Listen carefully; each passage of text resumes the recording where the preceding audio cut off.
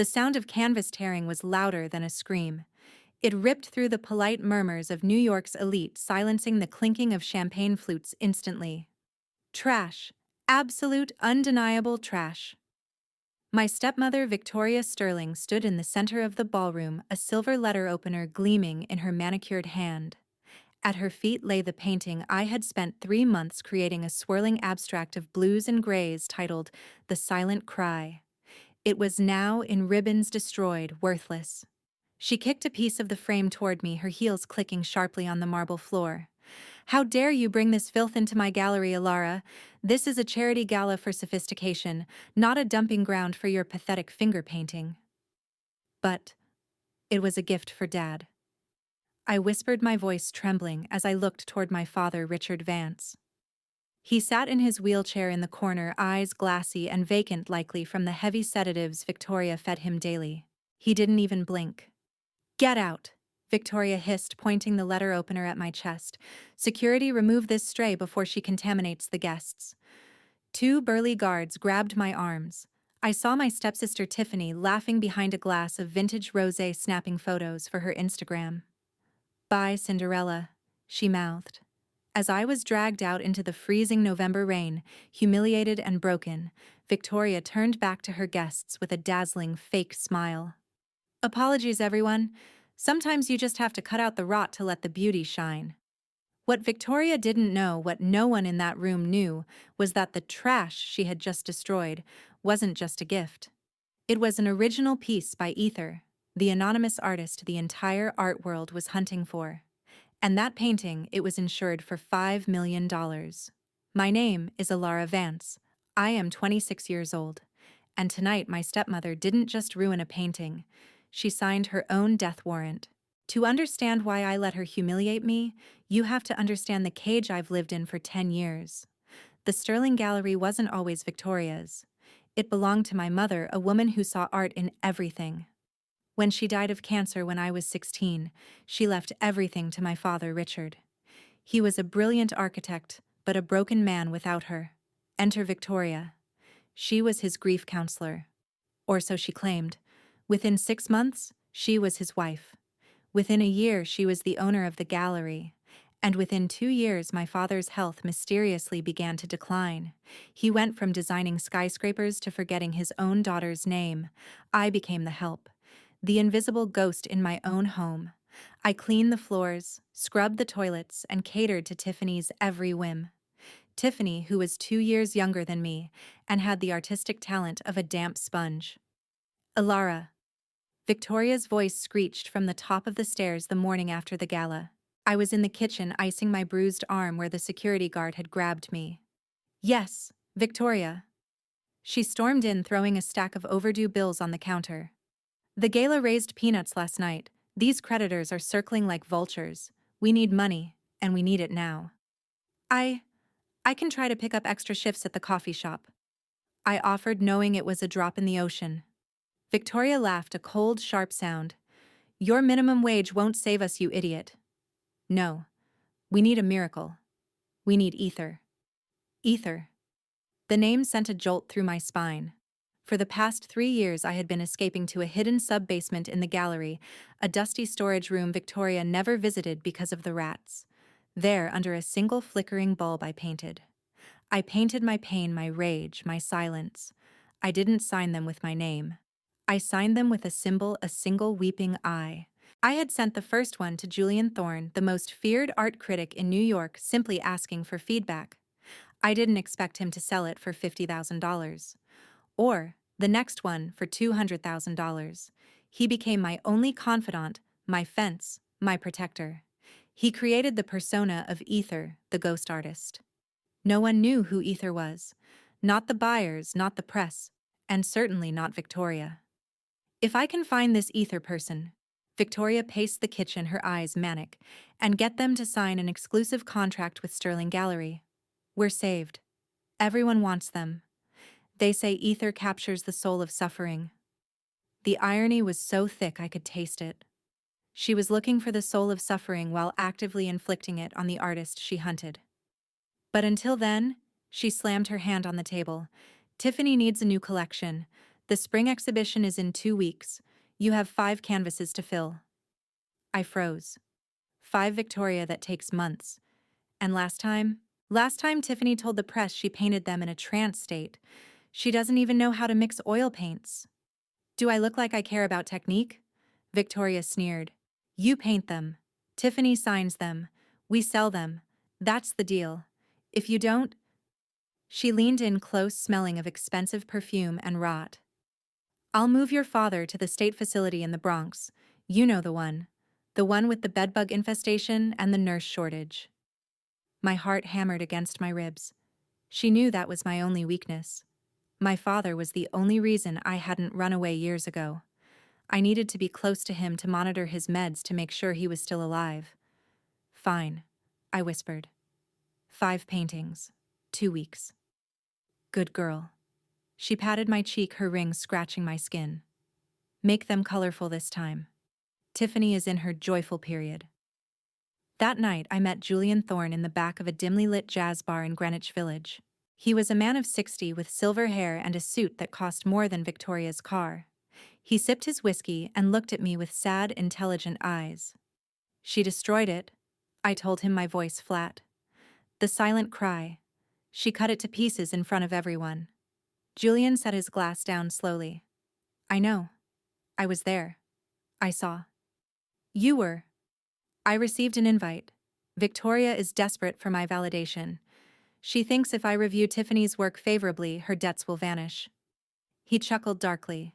She doesn't know I'm the one managing Ether's portfolio. He reached into his briefcase and pulled out a document. Alara, we need to talk about that painting, The Silent Cry.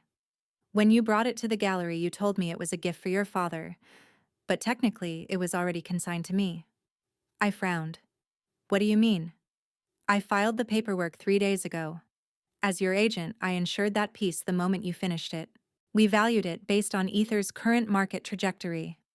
He slid the paper across the table. I looked at the number. $5,000 in Susan dollars. 5 million. I choked out. Damage to fine art, malicious destruction. It's a felony, Alara, a serious one. Julian leaned forward. Victoria didn't just destroy a painting. She committed insurance fraud if she tries to claim it was an accident, and criminal mischief if we prove intent. And we have hundreds of witnesses. But she doesn't know it's an Ether, I said. She thinks it's just my trash. Exactly. Julian smiled a shark-like grin. And that is how we catch her. But we need to be patient. We need her to dig the hole deeper. How much deeper? She's desperate. She's going to make a mistake. She's pushing Tiffany as the next big thing, but the critics are starting to whisper. They notice the inconsistency in style. They notice Tiffany can't explain her own work in interviews. Julian paused. Is she making you paint again? I nodded. 5 pieces. For the spring exhibition. Perfect, Julian said. Do it. Paint them. But this time, leave a trail. Something only an expert would see. Something that proves Tiffany couldn't possibly be the artist. Like what? Underpainting, Julian whispered. Use a reactive layer. Paint something underneath the final image, something that only shows up under UV light. A signature. Your signature. My hands trembled as I picked up my water glass. And my father. She's threatening to move him. We'll get him out, Julian promised, but we need the police involved for that. We need undeniable proof of abuse. Can you get into his room? Can you check his medicine? She keeps the cabinet locked. She administers it herself. Find a way, Julian said. If we can prove she's drugging him combined with the destruction of a $5 million asset, she goes away for life, Alara. Not just for a few years. For life. The next 2 weeks were a blur of exhaustion and fumes. I spent my days scrubbing the gallery floors and my nights in the sub-basement inhaling turpentine and oil. I painted furiously, but as Julian instructed, I prepared the canvases differently. Before laying down the joyful colors Victoria demanded for Tiffany, I painted a base layer using a clear UV reactive varnish I'd stolen from the restoration supplies. On the first canvas, I wrote, "I am the ghost in the machine." On the second, she stole my hands. On the third, Help me. On the 4th, Ether is Ilara. On the 5th, the centerpiece, I painted a perfect invisible portrait of my father's face screaming. Tiffany would come down occasionally to taunt me. She'd stand in the doorway sipping a green smoothie, criticizing my brush strokes. Ugh, too much blue, she'd say. Make it pop more. I want to look vibrant in the photos. You mean the photos of you pretending to paint this? I muttered, not looking up. Careful, Cinderella, she snapped, or I'll have Mom cut your hair off again. Remember 8th grade? I remembered. I remembered everything. One afternoon, while Victoria was out meeting with a loan shark, a private investor, I managed to sneak upstairs to my father's room. The air inside was stale, smelling of old sweat and sickness. He was sitting in his chair by the window, staring at a dead tree in the yard. Dad, I whispered, kneeling beside him. He turned his head slowly. His pupils were dilated, his skin gray. Linda, he croaked. My mother's name. No, Dad, it's Ilara. Your daughter. He blinked, a flicker of recognition struggling through the fog. Ilara, run. She's coming. Who's coming, Dad? The spider. He mumbled, his head lolling back. She puts spiders in the pills. I frowned. Spiders. He was hallucinating. I quickly went to the bedside table. There was a glass of water and a small plastic cup with 2 pills. One red, one blue. I wrapped the pills in a tissue and shoved them into my pocket. I replaced them with 2 vitamin C tablets I had brought with me, hoping they looked similar enough. Don't take the red ones, Dad, I whispered. Please try to stay awake. I heard the front door slam downstairs. Victoria was home. I kissed his forehead and scrambled out, my heart pounding like a drum. I ran down to the basement just as Victoria's heels clicked into the hallway. The day of the spring exhibition arrived. The gallery was transformed. White roses everywhere, expensive champagne flowing, and a massive banner that read, Tiffany Sterling, the rebirth of joy. Victoria was in her element, wearing a gold sequined gown that cost more than my college tuition would have. She was working the room, clutching the arm of a man I recognized from the news, a Russian oligarch known for buying art to launder money. Yes, my daughter is a prodigy, I heard her say. She channels the energy of the universe. These pieces, they speak to the soul. I stood in the corner wearing my standard black uniform, holding a tray of hors d'oeuvres. I was invisible, just the way they liked it. Tiffany stood by the paintings, accepting compliments.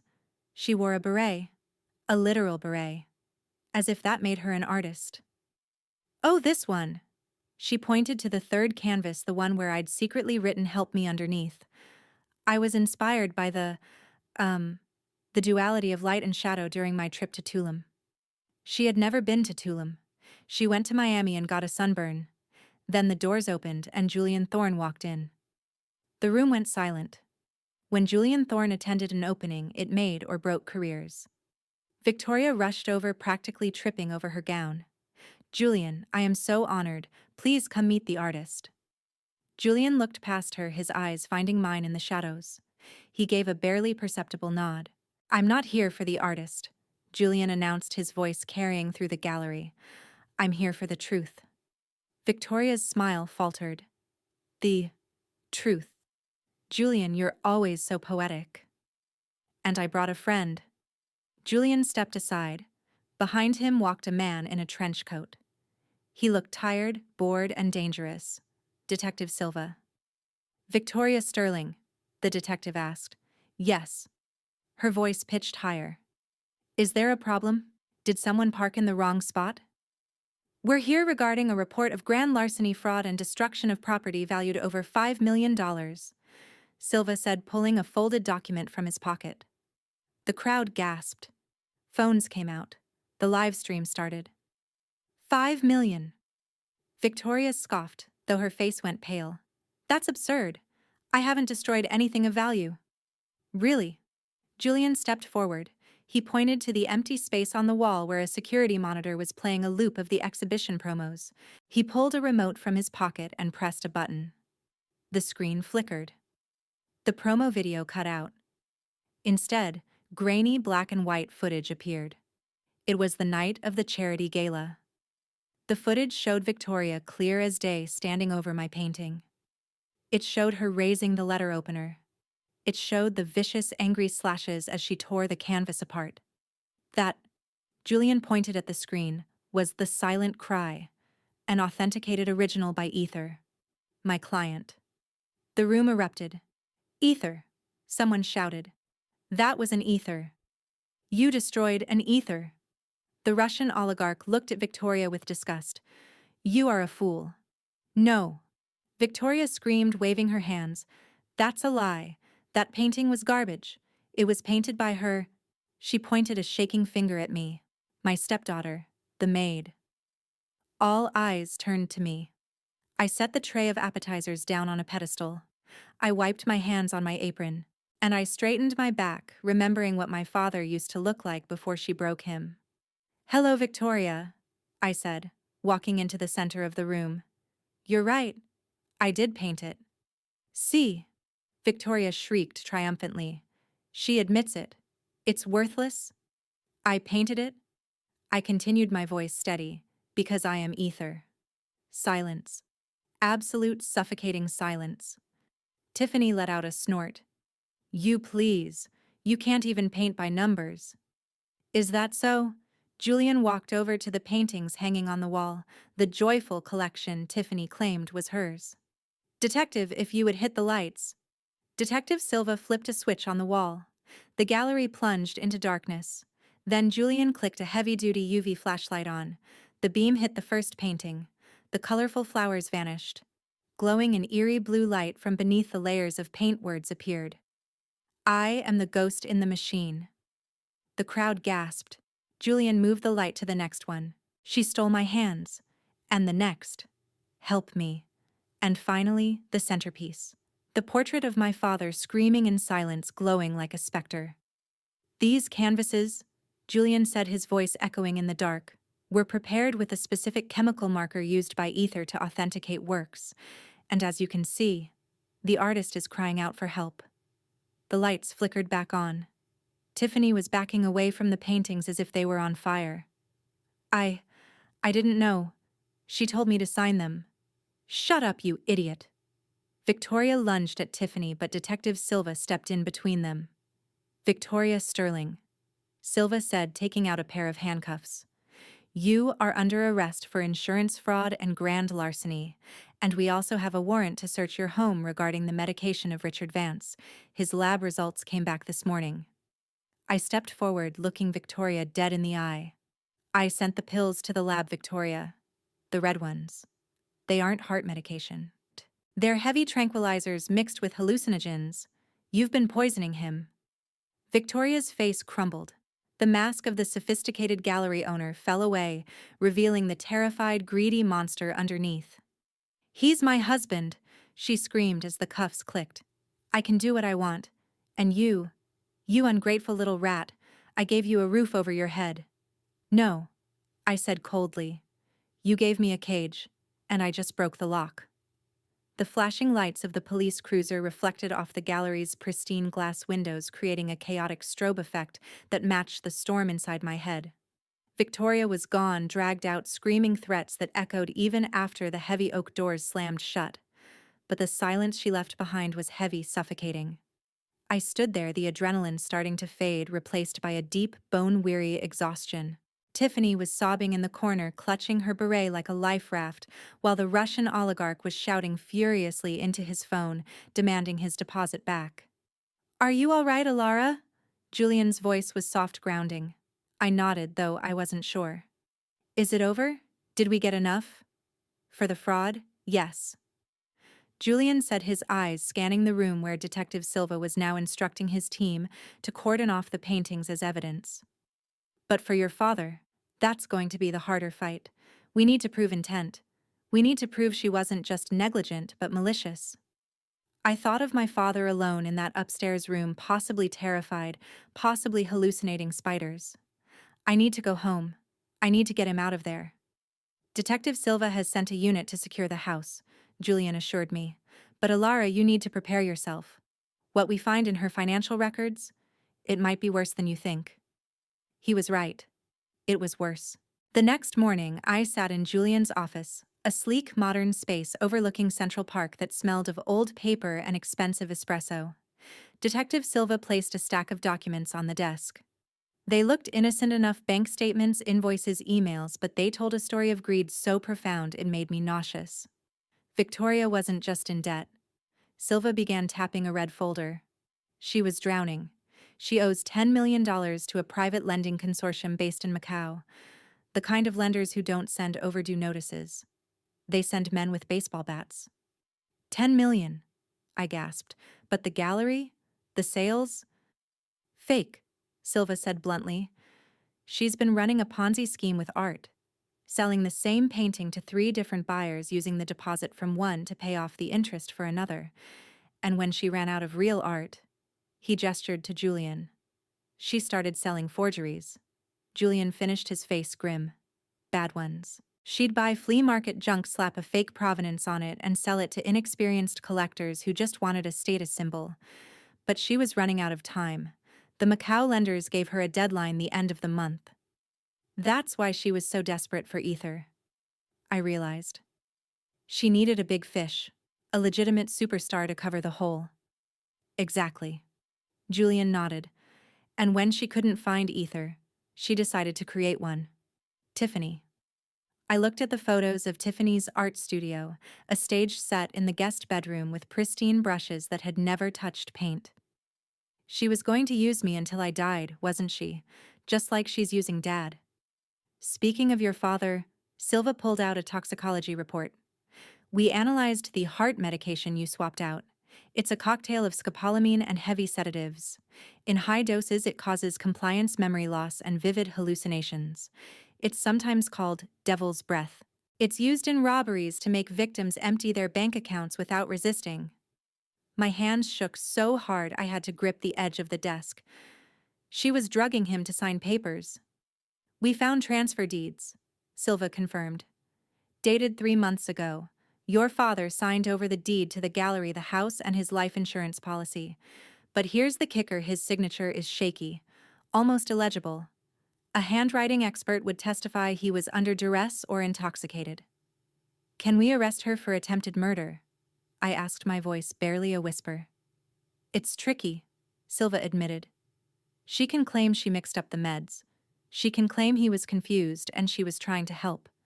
Unless we find a smoking gun, a diary, a recording, a text message where she admits it, a good lawyer could get her charges reduced to negligence. She might be out on bail in a week. A week. The thought of Victoria walking free, coming back to the house, coming back for my father, it terrified me. But then I remembered something. Tiffany, I said. Julian and Silva looked at me. Tiffany is weak. I continued, my mind racing. She's vain. She's spoiled, and she's terrified of losing her lifestyle. But she's not a killer. And she hates her mother almost as much as she hates me. Victoria controls her every move. You want to flip her, Julian realized. She has a phone, I said. Victoria makes her record everything for content. Vlogs, behind-the-scenes clips. Tiffany documents her entire life. If Victoria ever said anything incriminating, it's on that phone. We confiscated her phone at the gallery, Silva said. But it's encrypted. We need her passcode. I can get it, I said, standing up. I know what she wants more than anything. I visited Tiffany in the holding cell later that afternoon. She looked pathetic. Her designer dress was wrinkled, her makeup smeared, and without her ring light she looked like a frightened child. She spat when she saw me on the other side of the glass. This is all your fault. Mom says you set us up. Mom is in a cell down the hall facing 20 years for fraud, I said calmly. And unless you start talking, you're going down as her accomplice. Conspiracy to commit fraud, forgery, elder abuse. Tiffany's eyes widened. I didn't abuse Richard, I never touched him. You knew she was drugging him, I bluffed. You watched him waste away. I didn't. Mom said he was just senile, Tiffany cried. She said the pills were vitamins. And the paintings, I pressed. You signed them.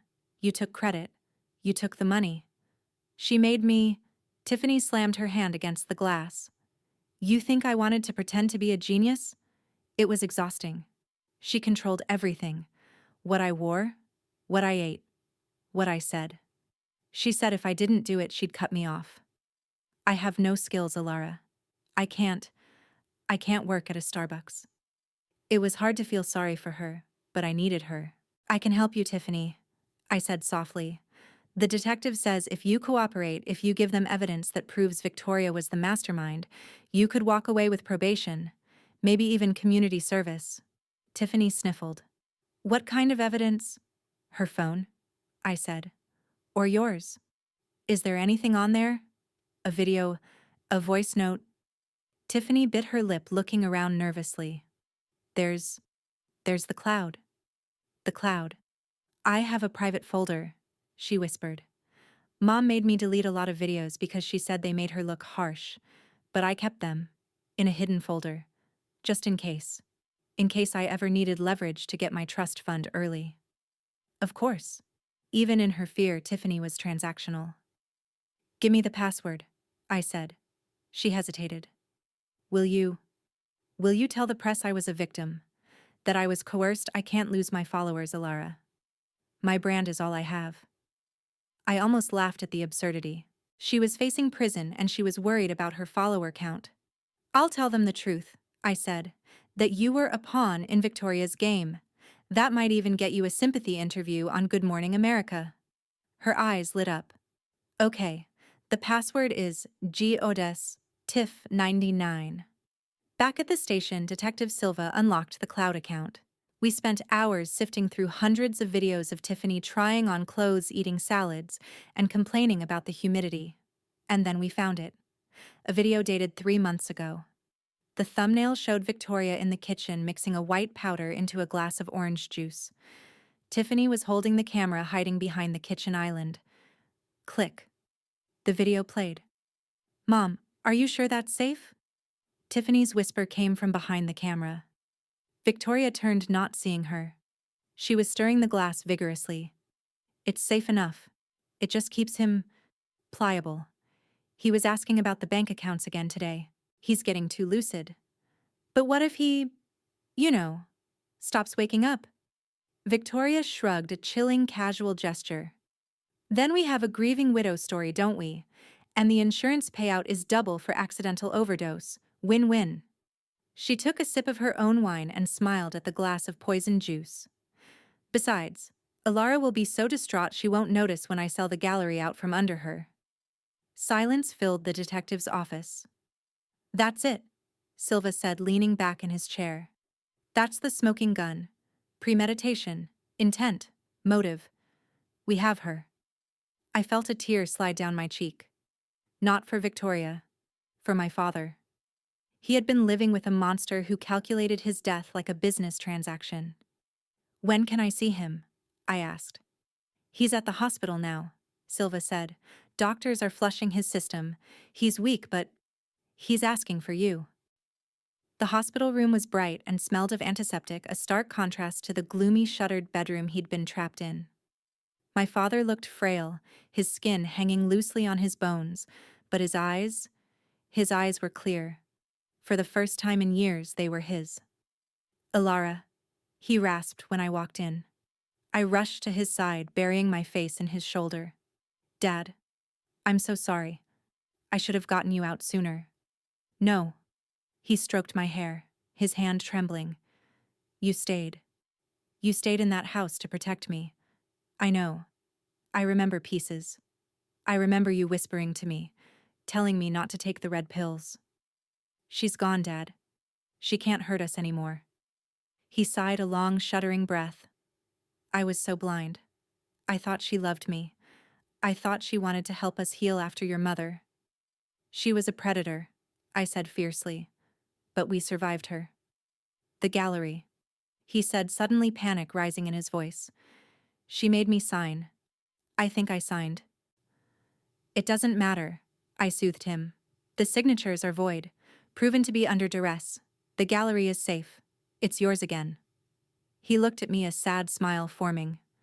No, Alara. It's not mine. I never had the eye for it like your mother did. Or like you do. He squeezed my hand. I heard.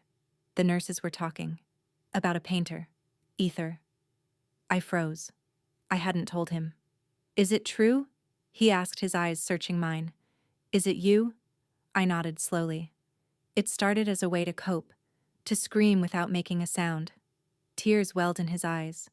Your mother. She would be so proud. She always said you saw the world in colors no one else could see. We have a lot of work to do, Dad, I said, wiping his tears. The gallery is in debt. Victoria ruined its reputation. We might have to sell it just to pay off the creditors. Then we sell it, he said firmly. Bricks and mortar don't make a home. We do. But I had another idea. An idea that Julian had planted in my head. 2 days later, Victoria was arraigned. The judge denied bail, citing the video evidence and the flight risk. She appeared in court wearing an orange jumpsuit that clashed horribly with her pale skin. She looked at me in the gallery, her eyes full of venom, mouthing words I chose to ignore. Tiffany pled guilty to lesser charges and was released on probation on the condition she testify against her mother. She immediately started a redemption arc on TikTok, crying about being a victim of narcissistic abuse. It was trending. Of course it was. But the real work was just beginning. Julian met me at the gallery. The police tape was gone, but the space felt violated. Empty spots on the walls where fake paintings had hung, stacks of unpaid bills on the desk. The creditors are calling every hour, Julian said, checking his phone. The Macau group is impatient. How much do we need to clear everything? I asked. To pay off the debts, restore the building, and get Dad the best care. 12 million, Julian said. Minimum. I looked around the space my mother had built. I remembered running through these halls as a child, smelling the varnish and possibility. I have an idea, I said. Victoria wanted an ether exhibition. Let's give her one. Julian raised an eyebrow. You want to reveal yourself officially. Not just reveal, I said. I want to sell the silent cry. Ilara, Julian said gently. It's destroyed. It's in ribbons. I know, I said, walking over to the box where the police had returned the shredded remains of my painting. I picked up a strip of canvas, the blue paint still vibrant. In Japan, they have an art form called kintsugi. When a bowl breaks, they put it back together with gold lacquer. They believe the cracks make it more beautiful, more valuable, because it has a history. I looked at Julian. I'm going to fix it. I'm going to sew it back together with gold thread. Every tear Victoria made, every scar she inflicted. I'm going to highlight it.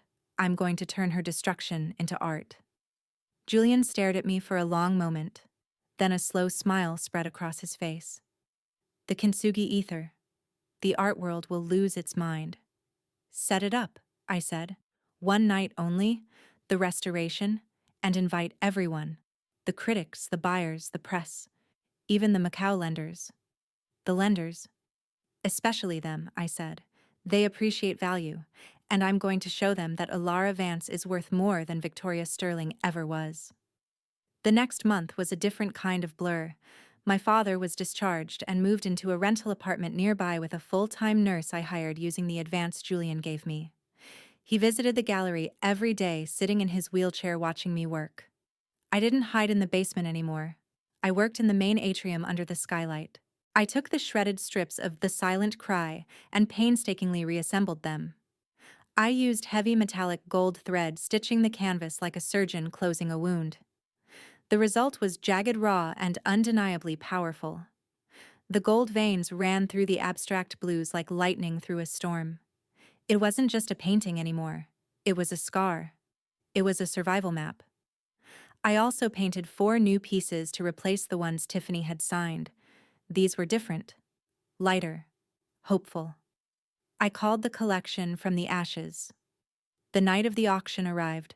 The buzz was unlike anything New York had seen in years. The story of the evil stepmother destroying the masterpiece, the secret artist, the attempted murder. It was the scandal of the decade. The gallery was packed. But this time, I wasn't serving drinks. I was standing in the center wearing a dress that was simple, elegant, and mine. Julian took the podium. Ladies and gentlemen, tonight is not just an auction. It is a resurrection. You all know the story of Ether. You know the mystery, but tonight we end the mystery. He gestured to me.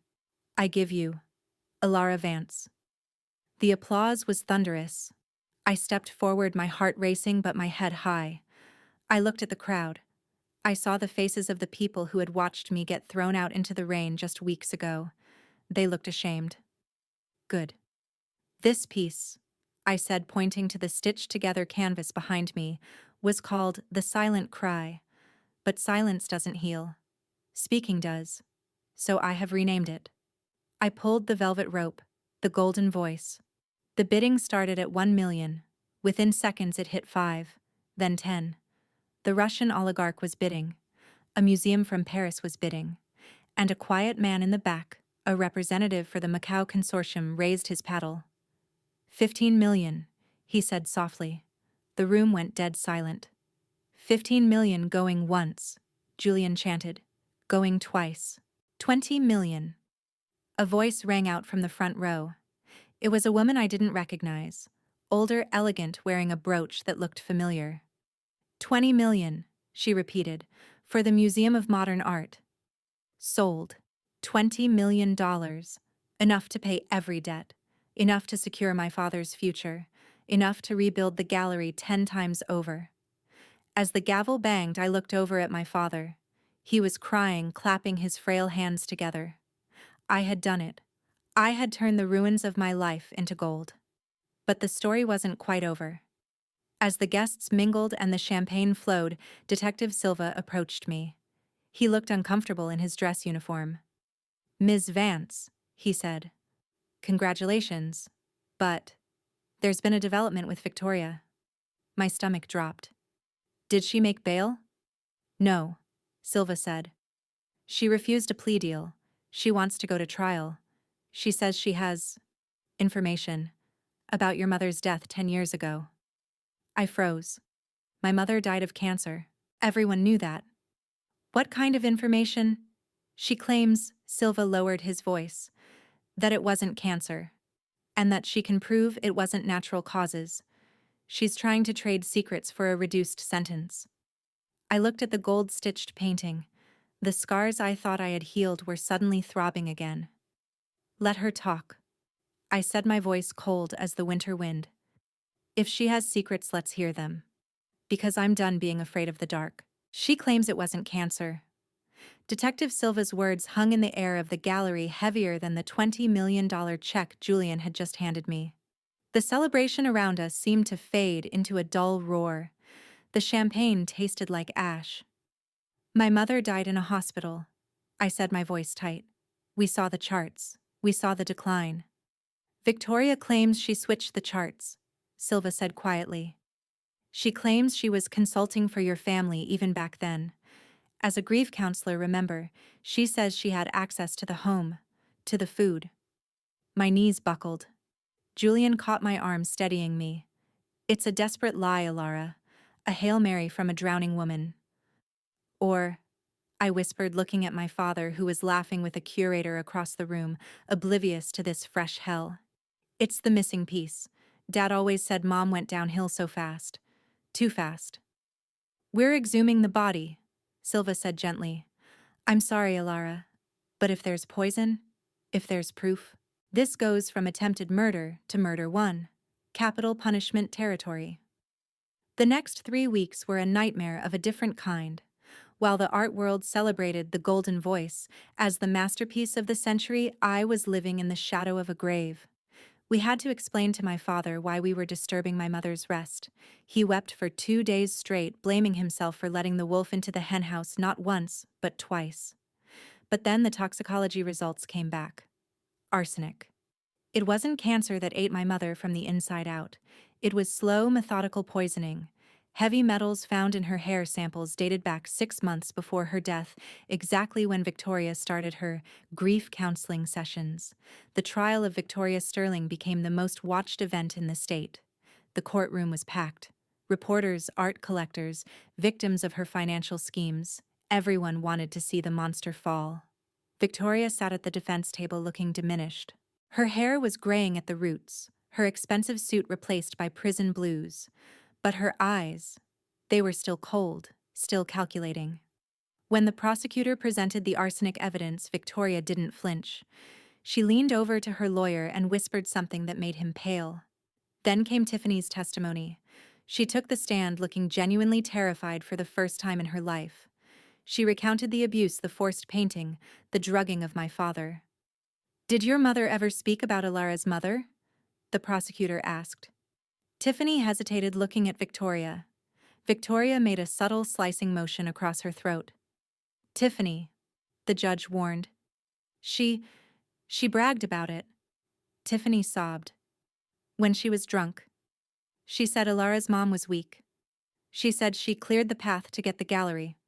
She called it urban renewal." The jury gasped. Victoria slammed her fist on the table. "Liar, you ungrateful brat, I made you." "Order," the judge shouted. But the final nail in the coffin wasn't Tiffany. It was me. I took the stand on the final day. I didn't bring tears. I brought receipts. "Ms. Vance," the defense attorney sneered. "You hated your stepmother, didn't you? You felt she stole your father's affection? Isn't this whole poison theory just a way to frame her?" "I didn't hate her," I said calmly. "I feared her. Until I realized she was nothing but a thief. She stole my art. She stole my father's mind. And now we know she stole my mother's life." Objection. Overruled. I looked directly at Victoria. "You destroyed the silent cry because you thought it was trash. You didn't know it was worth $5 million. Just like you destroyed my family because you thought we were weak. You didn't know we were unbreakable." I pulled a small folded piece of paper from my pocket. "Your Honor, may I present one final piece of evidence found in my mother's old journals which I recovered from the attic last week?" The judge nodded. "Dated 2 days before she died." I read. "Victoria made me tea again. It tastes like bitter almonds. I think she wants Richard. I think she wants the gallery. If I don't wake up, check the tea." My mother knew. She was too weak to fight, but she left a breadcrumb. Victoria screamed. It was a primal, ugly sound. She lunged across the table, not at me, but at the evidence box. Marshals tackled her to the ground. As they dragged her away, kicking and spitting, she looked less like a socialite and more like a rabid animal. The verdict took less than 2 hours. Guilty on all counts: first-degree murder, attempted murder, grand larceny, fraud. The sentence: life in prison without the possibility of parole plus 120 years for the financial crimes. She would die in a concrete box, stripped of her silks and her status. As the bailiff led her out for the last time, she stopped and looked at me. "You're still a nobody, Alara. Without me, you're just an orphan with a paintbrush." I smiled. A real, genuine smile. "I'm Ether Victoria, and you're just a footnote in my biography." 6 months later, the Sterling Gallery sign was gone. In its place, a sleek, modern sign read, "The Vance Collection." I walked through the open doors, the bell chiming softly. The space was filled with light. No more heavy velvet curtains, no more pretension. Just art. Real art. My father was sitting in the sunny atrium teaching a group of local kids how to sketch with charcoal. He looked healthy. He had gained weight. His color was back, and his laugh. Hearing his laugh was the best music I could imagine. "Alara." He waved me over. "Look at this. Little Leo here has a real eye for perspective." I ruffled the kid's hair. "Better watch out, Dad. He might take my job." I walked to the back office where Julian was on the phone arguing happily in French. He hung up when he saw me. "The Louvre called." He beamed. "They want the Golden Voice for a retrospective on resilience in art. Next spring." "Paris in the spring," I mused. "Dad would love that."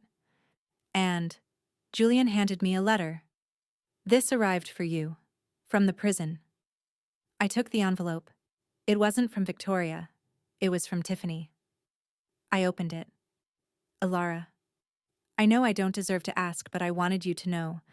I'm taking art classes. Real ones. At the community college. The teacher says I have terrible technique, but interesting emotional depth. I think that's code for traumatized. I'm working at a bakery now. It's hard work. My feet hurt. But the bread smells good, and nobody cares who my mother is. I'm sorry. For everything. I hope one day I can paint something real. Tiff. I folded the letter. I didn't hate her anymore. She was just another victim of Victoria's ambition piecing herself back together. I walked back out to the main gallery. In the center stood a new sculpture I had been working on. It was a figure rising from a block of rough, jagged stone. The figure was smooth, polished gold, its arms reaching for the sky. I called it the daughter. A young woman walked in looking nervous. She was clutching a portfolio case tight to her chest.